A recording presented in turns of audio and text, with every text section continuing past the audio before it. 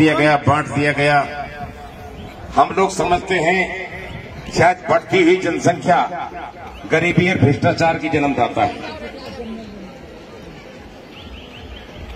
हम आपको बताना चाहते हैं ये बैंकिंग व्यवस्था जो है ये सबसे बड़ी इसकी जन्मदाता है।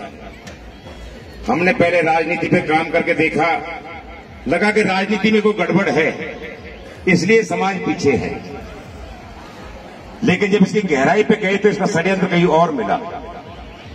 हमारा जो पुरखों का रुपया था वो सोना और चांदी था जो ईस्ट इंडिया कंपनी ने अपने पास रख लिया, ब्रिटेन गवर्नमेंट ने। तो हमें बड़ा आश्चर्य होता था, हम कई दफे जब निकाल कर देखते थे कि ये 1 रुपया है, इसमें भारत सरकार लिखा हुआ है, इसमें कोई वचन खंड भी नहीं है, इसमें महात्मा गांधी का फोटो भी नहीं है और ये भारत सरकार का है। जब इससे दूसरे नोट हम निकालते थे 2 से 2000 तक के नोट, तो उन पर सब पर लिखा हुआ है रिजर्व बैंक ऑफ इंडिया, और गारंटी कौन दे रहा है? केंद्रीय सरकार। भाई भारत सरकार तो हमने सुनी है, ये केंद्रीय सरकार कौन सी है? ये 2 प्रकार के नोट, 1 रुपया और 1 नोट, और 2 प्रकार की सरकार कौन सी है? ये कारण क्या है? तो हम इसकी जड़ तक गए।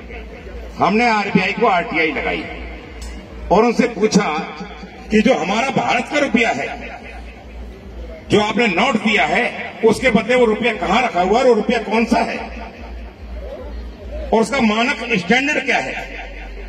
तब उन्होंने लिख कर दिया कि रुपए का मानक स्टैंडर्ड गोल्ड है और आपका जो रुपया है वो हमारे पास जमा है। यह है तो उसकी एक रसीद है, ये रुपया नहीं है। इसने लिखकर नीचे दिया हुआ है, मैं धारक को 500 रुपया अदा करने का वचन देता हूं।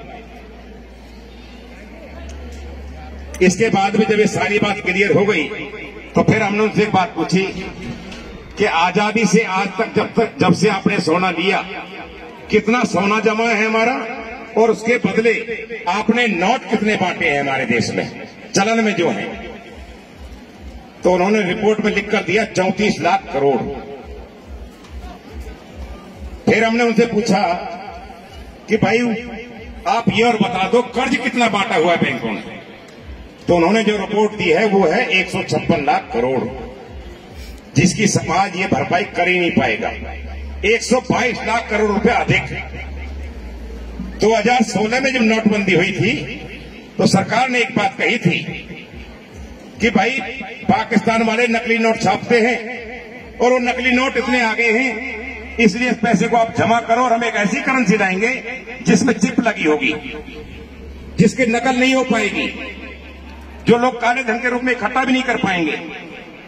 तो अब मैं पूछना चाहता हूं अपनी भारत सरकार से भी और ब्रिटिश राज्य के ईस्ट इंडिया के उस आरबीआई बैंक से भी और उसकी शाखाओं से भी कि भाई ये नकली रुपया किसने छापा है जो हमारे लोगों में बांट दिया गया, डिजिट के माध्यम से हवा में पैसा वितरण किया गया है। हम सुप्रीम कोर्ट पहुंच गए, सुप्रीम कोर्ट ने हमारा केस एक्सेप्ट कर लिया और अब उसके लिए हमने चैलेंज कर दिया है कि भारत के हर किसान को, हर मजदूर को कर्ज मुक्त कराया जाएगा, क्योंकि बैंक आपका कर्जदार है, हम बैंक के कर्जदार नहीं है। बैंकों के पास जो हमारा सोना रखा है वो हमें वापस लेना है। आपको ध्यान होगा सर छोटू राम, अंग्रेजों के राज होता था, हमारे किसानों की जमीन कहां चली गई थी? लालाओं की बही में। और आज ये जमीन कहां चली गई है? इनके बैंकों में, प्राइवेट बैंकों में। जमीन भी ले ली और सोना भी ले लिया, दोनों काम नहीं होने देंगे भाई। हमने प्रतिज्ञा ली है, अगर किसी भाई का भी कोई कर्ज है ट्रैक्टर पे, मोटरसाइकिल पे, कार पे, खेत पे, पर्सनल लोन, किसी भी प्रकार का कर्ज ले रखा हो, उसे हम कर्ज मुक्त कराएंगे। 1 रुपये में 5000 का कर्ज, 100 रुपये में 5 लाख का कर्ज। ये लिखित में होगा, कानून के माध्यम से होगा, जो सुप्रीम कोर्ट पहुंच गया। सुप्रीम कोर्ट ने केस एक्सेप्ट कर लिया है। हमारे जो रुपए का मानक स्टैंडर्ड गोल्ड है, 1 रुपए की कीमत 777 मिलीग्राम सोना, ये रिटर्न में है भाई, और आज भी आरबीआई में भी लिखा हुआ है। तो अपना सोना वापस लेना चाहिए, नहीं लेना चाहिए?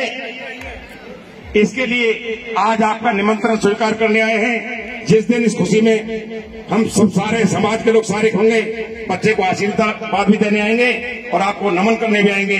लेकिन उससे पहले 19 नवंबर को करनाल में हमने एक रैली आयोजन की है, नस्ल बचाओ रैली, क्योंकि खतरा हमारी नस्लों पर, फसलों पर भी है। आगे कानून आ रहा है और आपके आधार कार्ड सबसे लिंक कर लिए गए हैं। आपका पानी से, बिजली से, बैंक से, गाड़ी से सबसे आधार लिंक है। और अभी एक नई करेंसी आ रही है जिसको नाम है डिजिटल करेंसी, जो छप चुकी है। अब ये वचन खंड भी गायब हो जाएगा और ये कागज का नोट भी गायब हो जाएगा। अगर हम लोग खड़े नहीं हुए तो डिजिटल करेंसी आपके मोबाइल में आएगी और सारे बैंक यहां से भाग जाएंगे। इसलिए ये संकल्प बचाओ रैली करनाल में 19 नवंबर को बुलाई है और इसमें हर किसी को इसलिए बुलाया गया है, किसान को व्यापारी का हिमायती बनना पड़ेगा। आपकी मदद कौन करता है? जब जरूरत पड़ती है आड़ती मदद करता था, बड़े से जो बनिया होता है वो हमें राशन दे देता है, बाद में ले लेता है। तो उन्होंने इसको भी खत्म करने का प्लान कर दिया है कि ऑनलाइन सिस्टम लाओ और इस व्यापारी को भी खत्म कर दो। इसलिए हमको 19 नवंबर को सबको एक साथ मिलकर के एक संकल्प लेना है और एक दूसरे का मददगार बनना है, हिमायती बनना है कि मैं किसान की लड़ाई लड़ूंगा, व्यापारी किसान के साथ खड़ा होगा, किसान व्यापारी के साथ खड़ा होगा। मैं ज्यादा समय ना लेकर भाई साहब का वो है, आपसे ये निवेदन करूंगा, भाई 19 तारीख को आओगे ना आप भी हमारे निमंत्रण पे, तो ये निमंत्रण मैं आप सबको सामूहिक यहीं से दे रहा हूं भाई, एक निमंत्रण का वो दे देना। बहुत बहुत धन्यवाद। देखो कितनी बढ़िया बात है, कहते ना यो जागार तमिर्चे